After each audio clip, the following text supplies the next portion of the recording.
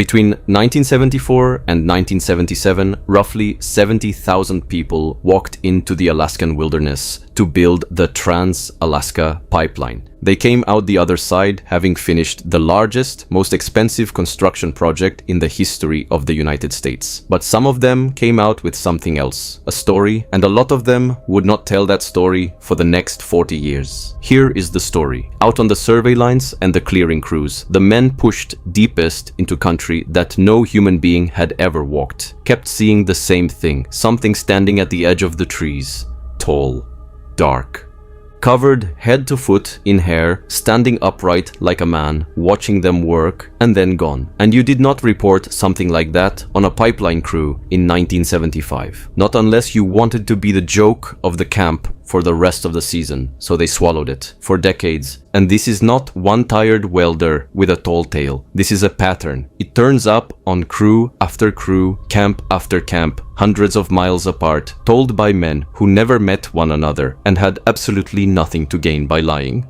Tools that vanished and then came back arranged in a neat row at the tree line. Screams in the dark that nobody could place and nobody ever forgot. And that specific skin-crawling feeling reported over and over again of something pacing you just inside the timber, matching you step for step. I am going to be straight with you, the way I always am on this channel. Some of what I am about to tell you can be checked down to the dollar and the date. Some of it absolutely cannot. But here is the part that made it impossible for me to let this one go. The pipeline workers were dead certain they were seeing something brand new. They had no idea that the land they were cutting through already had a name for it. A name that was thousands of years old. So stay with me, because we are going to walk all 800 miles of this. The project, the camps, the things they saw out past the floodlights, the ancient tradition they stumbled straight into without ever knowing it, and the hard question sitting underneath all of it.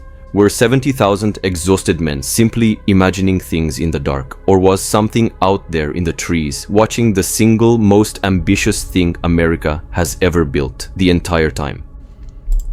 Hey everyone, I'm Alex and welcome back. This one is a little different than usual. It's real history and cryptid lore braided together, and I'm going to keep showing you the exact connection between the two. So get comfortable and let's get into it. To understand the stories, you first have to understand the project, because honestly, the project is hard to wrap your head around even with all the numbers laid out in front of you. Oil was discovered at Prudhoe Bay up on Alaska's North Slope back in 1968. It was a staggering amount of oil, but it was sitting in one of the most hostile, isolated places on the entire continent with no way to get it to market. The answer the oil companies landed on was a single pipe,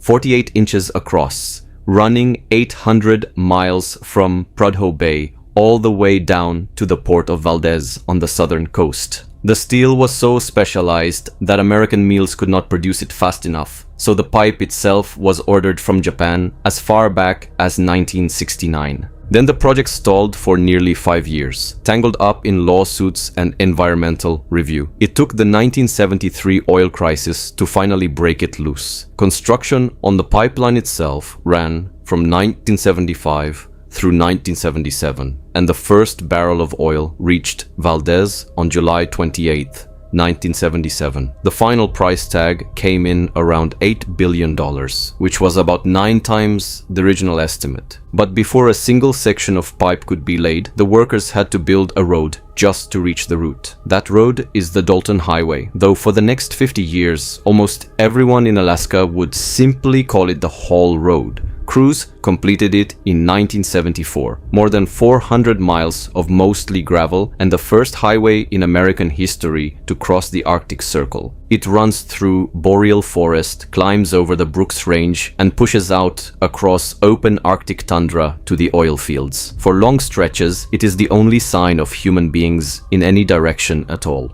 Now think about the terrain that pipe had to cross. 3 mountain ranges, the Yukon River, the Denali Fault, which is a major earthquake zone, and endless permafrost, ground that stays frozen year-round and turns to soup the moment you heat it. which is exactly why 420 miles of the pipeline had to be lifted onto supports and run above ground in that distinctive zigzag pattern. At Atigun Pass, the route crosses the Brooks Range at nearly 4,700 feet, the highest point on Alaska's entire road system, and it was all done at a flat sprint. Once construction finally began, the work ran 24 hours a day, 7 days a week. Management literally pitted the contractors against each other in a race, tracking their progress on a wall chart with little pictures of jockeys and racehorses. One supervisor described the whole thing as going at warp speed. Picture that for a second. A non-stop, around-the-clock industrial assault, floodlit straight through the Arctic night, roaring its way across 800 miles of country that had been almost perfectly silent since the last ice age. Whatever lived out there had never experienced anything even remotely like it. And here is the detail that matters most for our story. The very first people out there were not the welders or the pipe fitters. They were the survey crews, and they started walking that route back in 1970.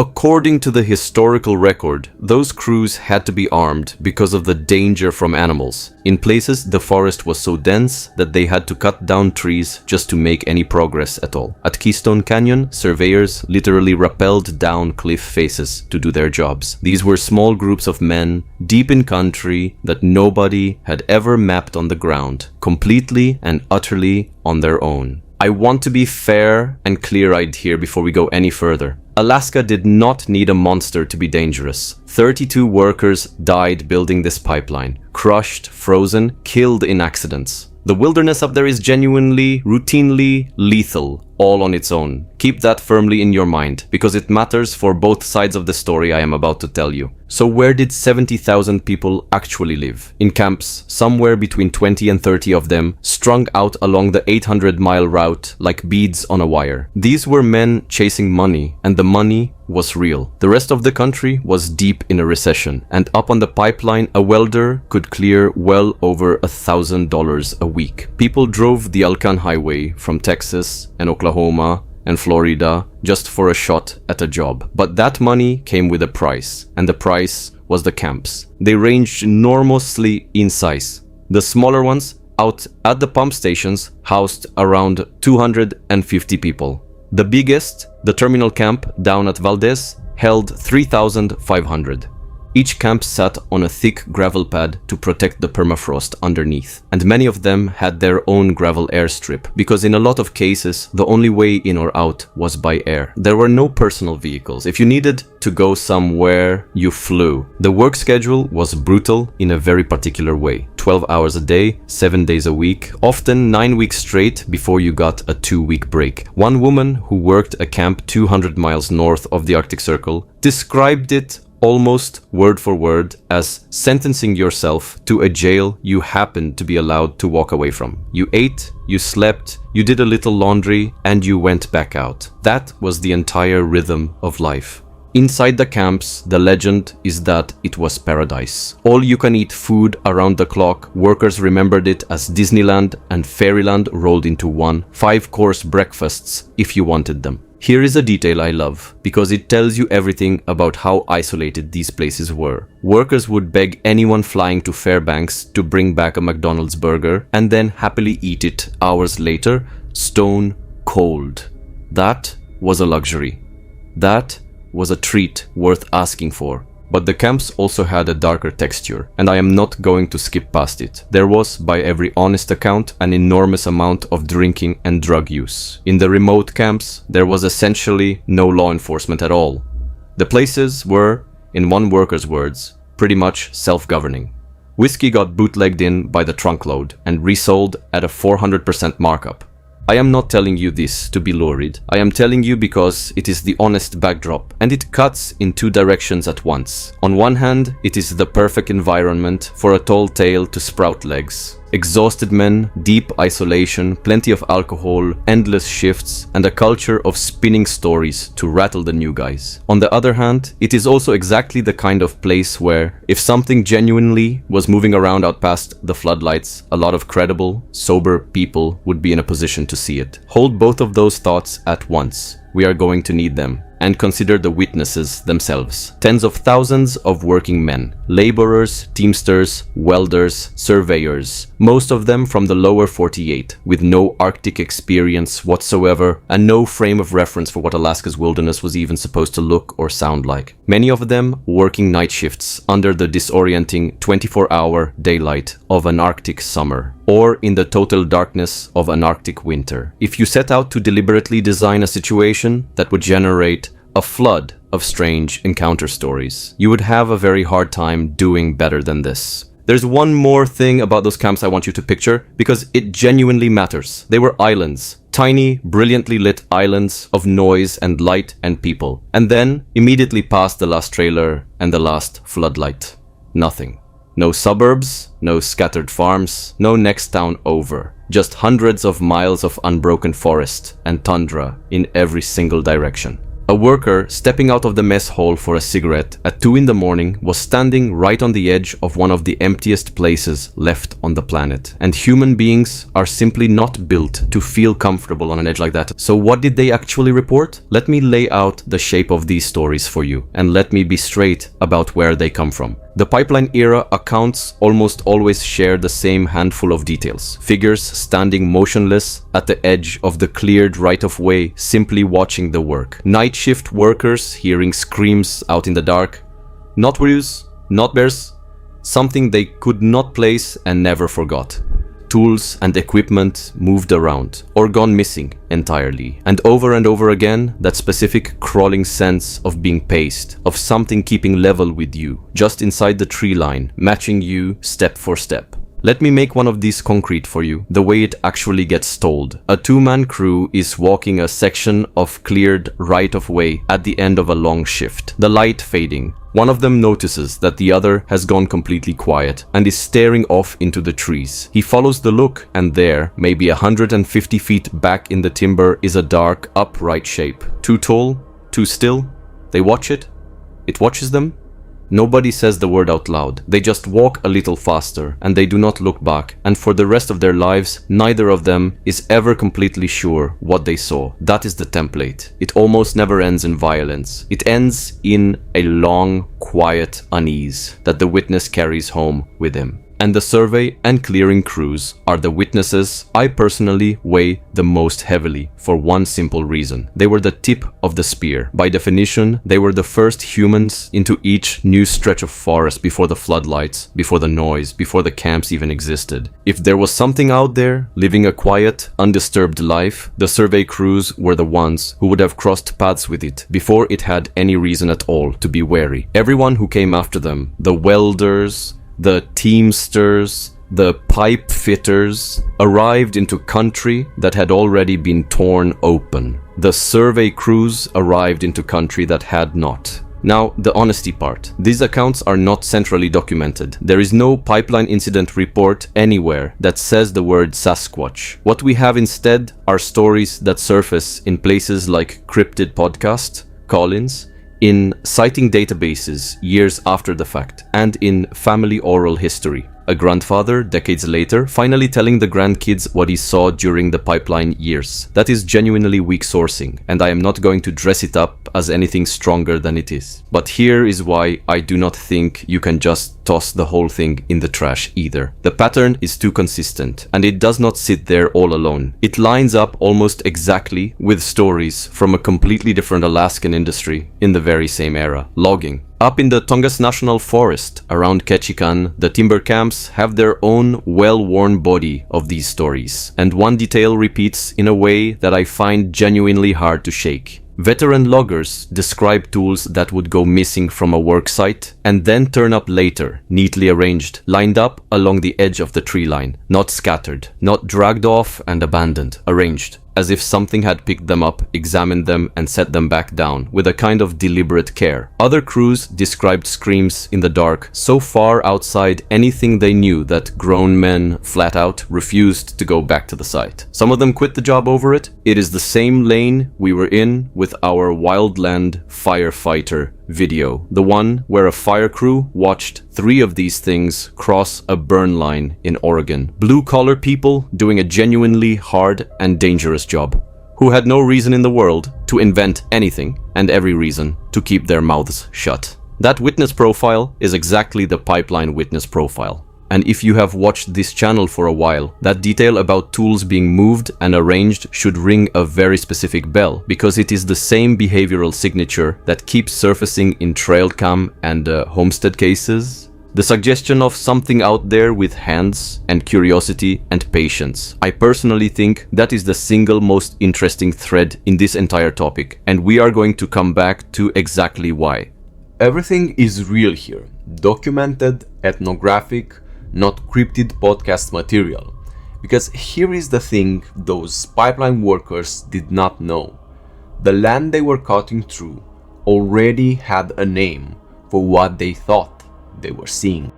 The Trans-Alaska Pipeline runs for hundreds of its 800 miles straight through the traditional territory of the Athabaskan peoples of interior Alaska. And in Athabaskan tradition, the idea of a tall, hair-covered, human-like being living out in the deep forest is not a fringe belief, and it is not a recent one. It is woven all the way through the culture, as ordinary and accepted a part of the natural world as the bear or the chickadee. Different Athabaskan groups have their own name for it. To the Dena'ina people, it is the Nantina, and that name is worth pausing on because it translates roughly as those who steal people. It is described as a long-armed being and a child stealer. The Atna people, whose territory the pipeline crosses in the south, call it the woodsman or Nuhuan. In Atna tradition, the woodsman is solitary, almost completely silent, very rarely seen. A being that moves through the forest without a sound and sometimes takes small things, causes small mischief, but does not, as a rule, kill people. The Gwich'in have their own word for it. The Koyukon have theirs.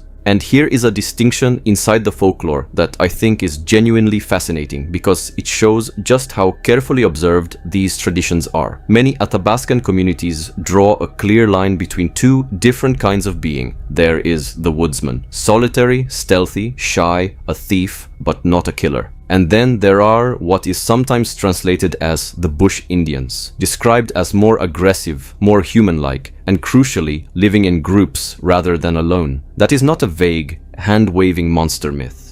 That is a tradition specific enough to describe different temperaments and different social structures. In Koyukon Athabaskan culture, these stories carry real weight. Many of them are hutlani, which means taboo, and traditionally they can only be told at a certain time of year in the fall. Telling them carelessly is understood to risk bringing bad luck down on you. So when a Koyukon elder tells a woodsman story, it is not campfire entertainment. It is something handled with genuine caution. Let me give you one account that has actually been written down, because it is exactly the kind of thing the pipeline workers were stepping into the middle of. It comes from a Koyukon family at a fish camp along the Koyukuk River. Two boys saw something out near the camp. They described it very simply as big, tall, and hairy. When they got back, the family told them not to talk about it. An elder burned a small offering of food and prayed in the Koyukon language for the family's protection. And the next morning, one of the boys went to wash his face and found his axe, which had been left somewhere else entirely, now leaning carefully against the side of the cabin. That was the detail that frightened them the most. Not a roar, not an attack. An axe moved and sat neatly against the wall. I want you to notice how much that account has in common with the pipeline stories, even though it comes from a completely different world. The thing is seen at a distance. It is not aggressive. It does not attack. And the truly unsettling part is not the sighting itself at all. It is the aftermath. It is the proof found the next morning that the thing had come closer than anyone realized, had handled their belongings, and had done it in total silence while they slept. The moved axe in that Koyukon story and the neatly arranged tools in the Ketchikan logging camps are, when you really sit with it, the very same detail. Something with hands, something curious, something that does not announce itself. And it is not only the interior. Down in southwest Alaska, there is the Urayuli, the hairy man, described as standing 6 to 10 feet tall, covered in shaggy hair with long arms and glowing eyes, said to haunt the country around Lake Iliamna. In the southeast, the Tlingit have the Kushtaka, The land otter man, though I will be honest with you, that is a shapeshifter tradition, and it is more of a cousin to this story than the same thing. But the point is much bigger than any one name. From the Arctic coast to the southern rainforest, the native peoples of Alaska had been describing a hair-covered forest being for a very, very long time, before a single section of pipe was ever welded into place. And there is one more piece of the Athabascan view that I think the pipeline workers would have done well to understand. In the tradition, this is not a creature you are supposed to hunt or shoot or prove. A person who tries to harm one is understood to be inviting bad luck straight down on themselves. The woodsman is simply a part of the country, the way the river is part of the country. Or the cold. You give it room, you do not speak carelessly about it, and you go quietly about your business. It is a fundamentally different relationship with the unknown than the one a survey crew armed with rifles was carrying into that same forest. So when a welder from Oklahoma swore he had seen something tall and dark watching him from the trees outside camp, he thought he was seeing something brand new. He was not. He had just walked, without knowing it, straight into the middle of a story that the land itself had been telling for centuries. Okay, the native traditions are old, but what about the modern record, the documented, dated sightings? Because if pipeline workers really were seeing something, you would expect Alaska to keep generating these reports long after the last weld was made, and it does. The Bigfoot Field Researchers Organization, the BFRO, which is the main sighting database that researchers use, lists somewhere around 22 reports from Alaska. That is not a huge number, and I want to be honest with you about why. Alaska is enormous and almost completely empty, with very few roads and very few people to do the reporting in the first place. A low count in Alaska does not tell you much at all. Mostly, it just tells you how few human eyes there are out there to begin with. But the reports that do exist are strikingly consistent with one another. Witnesses describe a creature standing 7 to 12 feet tall, heavily built, broad-shouldered, with long arms, dark or reddish-brown hair, a conical or domed head, with almost no visible neck, a powerful smell, and vocalizations. Whoops, howls, and screams. A few concrete cases for you. In 2008, a passenger traveling the Alaskan highway reported watching a tall, bipedal creature walk across the road in front of the vehicle. In 2009, there was a daytime sighting of a reddish-colored creature near Fairbanks. And Fairbanks, remember, was the boomtown beating heart of the entire pipeline project. In 2012, a freight trucker on the Parks Highway between Anchorage and Fairbanks reported a sighting in the small hours of the morning. And as recently as 2022, a man named Joe Morris reported an encounter near the Root Glacier. And notice where those reports cluster. The Fairbanks area, the highway corridors, the road systems. That is not because Sasquatch, if it exists, has some special fondness for pavement. It is because that is where the people are. That is where someone is awake and outside and in a position to actually see something and then live an ordinary enough life to report it. The vast roadless interior, the country the pipeline cuts straight through, produces almost no reports at all. Not because nothing is out there, but because for nearly all of human history, there has been no one out there to do the reporting. The pipeline, for 3 short years, changed that completely. It dropped tens of thousands of potential witnesses into the exact blank spot on the map where, before, there had been almost nobody at all. There is also a pattern in these reports that anyone who watches this channel will recognize instantly, because we talk about it constantly. Witness reluctance. In case after case, people wait months, sometimes years, before they say a single word, and the reason is always the same. They are afraid of being laughed at. One Alaska witness sat on their account for months before reporting it at all. If you have seen our Alaska trail cam video, you already know this is the exact thing that makes me take a certain kind of witness seriously. Not the loud ones, the ones who clearly gained nothing and quietly dreaded ever coming forward. And that reluctance is the whole problem with a count, isn't it? A sighting number doesn't just measure how many creatures are out there. It measures how many people were willing to look ridiculous. Keep that in the back of your mind as we go through the rest of this. Let me put my cards on the table for this next part. This is the section where I am going to make the strongest possible version of the believer's case. Not because I am certain it is true, but because if you're going to weigh this thing honestly, you need the best version of both sides in front of you. So here it is. If something genuinely is out there in the Alaskan interior, the pipeline project is almost the perfect thing to have drawn it straight in. Start with food. For thousands of years, that stretch of country had no permanent, concentrated human food source at all. Then, almost overnight, the pipeline dropped 20 to 30 camps along an 800-mile line. Each one of them a 24-hour kitchen, producing more food than thousands of men could possibly eat, and behind every kitchen, a steady mountain of garbage. To any large, intelligent, omnivorous animal, a pipeline camp was not a threat.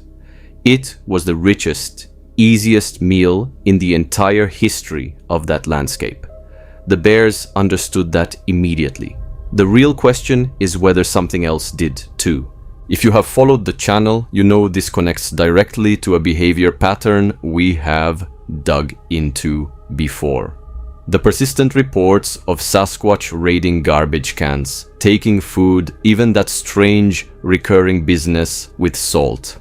Longtime viewers will also remember the Ruby Creek case, where the creature broke open a barrel of salted salmon inside the family's home. Same instinct. Food is food. A line of all-you-can-eat camps punched through virgin wilderness is, frankly, exactly the bait you would lay down if you were deliberately trying to attract one. Then there is access. Before the pipeline, huge sections of that interior forest were essentially impenetrable. Remember, the survey crews had to physically cut their way through it. The project changed the actual landscape. It carved a continuous, cleared right-of-way and the whole road straight through the country. Long, open travel corridors and clean sight lines where there had been nothing but dense, trackless forest. If you were a large animal that liked to move at night and avoid being seen, the pipeline did not just bring you food, it built you a highway. There is an ecological angle to that too, and it is a real one. Wildlife biologists will tell you that a forest edge, the boundary between cleared ground and standing timber, is some of the richest habitat there is. Edges concentrate browse.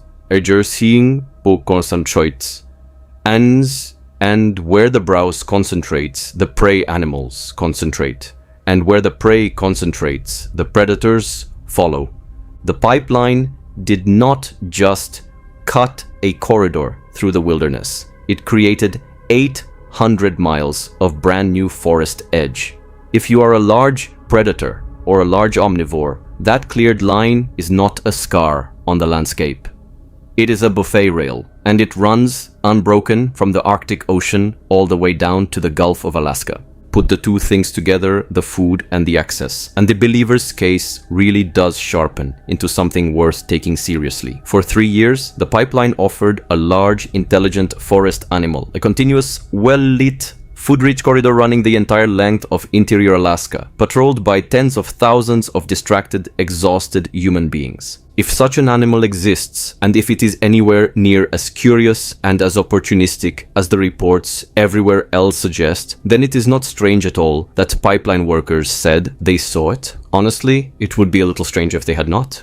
And then there is the reported behavior itself. The pipeline accounts, the figures watching from the tree line, the paralleling of the workers, the curiosity, the moved tools, the night vocalizations, all of it lines up almost uncannily with how Sasquatch is described behaving everywhere else. Researchers who take this subject seriously, people like Dr. Jeff Meldrum, have long argued that the consistent thread in these reports is not aggression. It is wary intelligence and intense curiosity. And a brand new, blazingly lit, impossibly loud industrial operation tearing through the middle of silent country it had never once had to share. That is just about the most curiosity-provoking thing imaginable. I will tell you honestly, the food source argument is the part of all this that I personally find hardest to wave away. Everything else can be a story, but the basic logic of it is just clean. You put an enormous, permanent buffet down in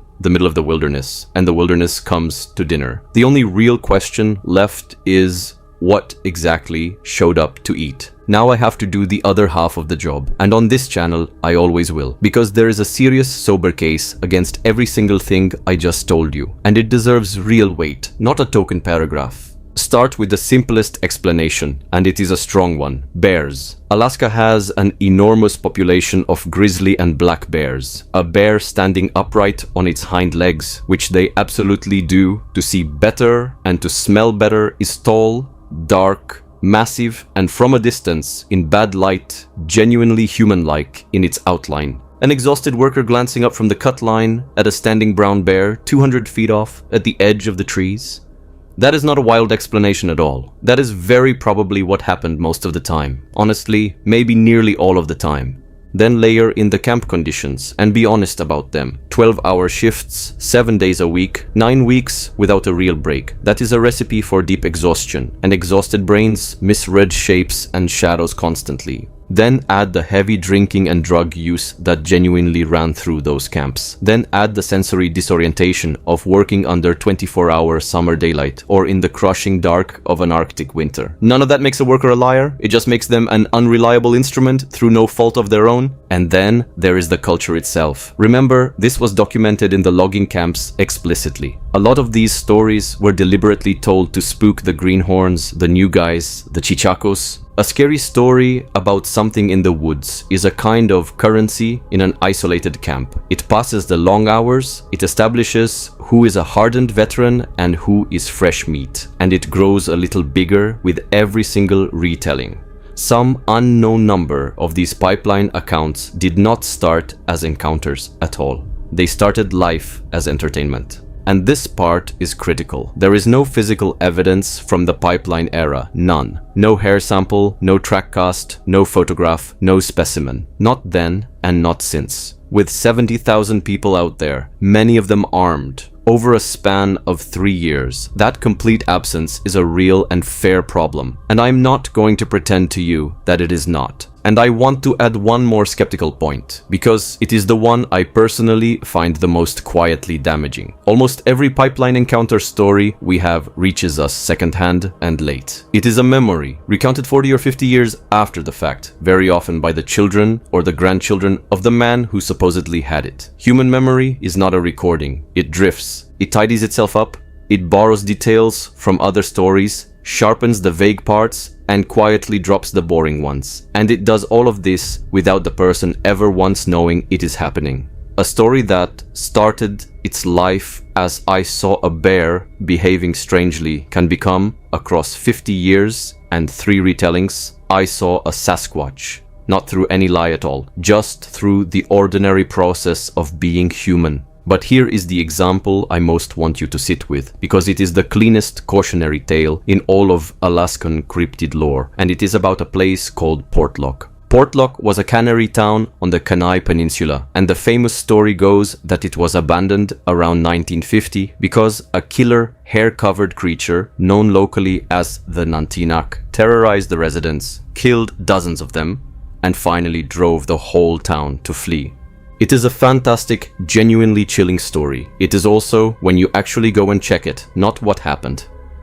Researchers who went back through the contemporary newspaper record found no evidence of any wave of mysterious deaths and disappearances. The dramatic killer Bigfoot version of the abandonment seems to have taken its current shape decades later, in the 2000s, and the real reason Portlock emptied out is mundane. A new highway, Alaska Route 1, left the town accessible only by boat, and people simply moved to where the jobs and the schools and the church were. A native woman with family roots in the area put it about as plainly as it can possibly be put. People left for the economy and the schools. There really was no killing of people. I think about Portlock constantly when I work on a story like this one, and you should too, because Portlock shows you in slow motion exactly how it happens, how a folklore explanation gets quietly bolted onto a set of ordinary, boring facts, until eventually the legend is the only version anybody remembers. When you weigh the pipeline stories, you have to hold Portlock up right next to them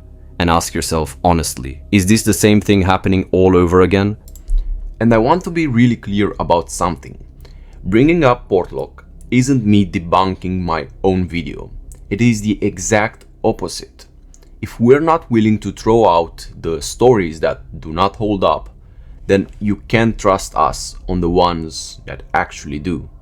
So after all of that, the history, the traditions, the sightings, the hard skeptical counter, where do I actually land on this? Honestly, somewhere in the middle, and I am completely comfortable telling you that. I cannot hand you a verified, anchored case of a pipeline worker meeting a Sasquatch. That case does not exist, and anyone who tells you it does is selling you something. The stories themselves, the watcher at the cut line, the screams, the paced footsteps, sit on genuinely thin sourcing, and a lot of them are very probably bears, exhaustion, and good old-fashioned camp tall tales. But, and this is the but that keeps me here, the world that those stories live inside is completely real. The isolation was real. The 70,000 sets of eyes were real. The survey crews, armed and alone in unmapped forest, were real.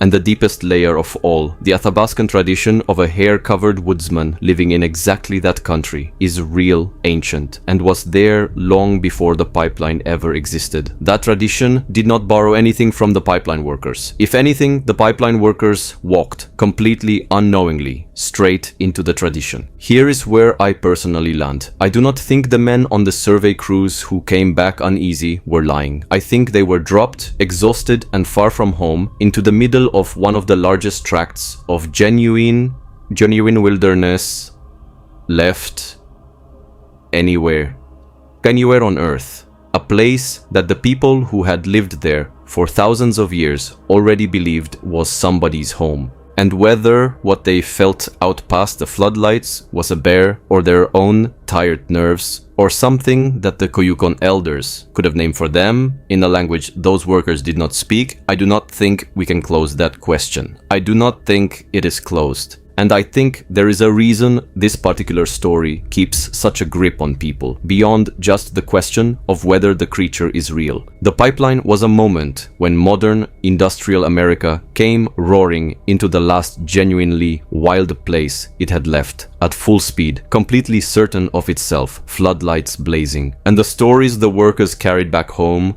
are, in a way, the wilderness answering back. A reminder that for all the steel and all the money and all the racehorse charts on the wall, they were never actually the only thing out there. Whether that reminder arrived in the shape of a bear or their own exhausted nerves or something stranger, I think the unease itself was telling them something true. That is where I am. But this channel has never been about me handing you a verdict, so I want to hear yours. And this is where you come in, because for this particular topic, the comment section is genuinely the best evidence we have got. The pipeline finished in 1977, which means a lot of the men who built it are still with us, and a lot of you watching had a father, an uncle, a grandfather who was up there in those camps. If that is you, I am asking you directly. Tell us what they told you. What did they hear out past the camp lights? What did they see at the edge of the cut line? Put it down in the comments. We read them, and a story like this one only ever gets built from the ground up by you.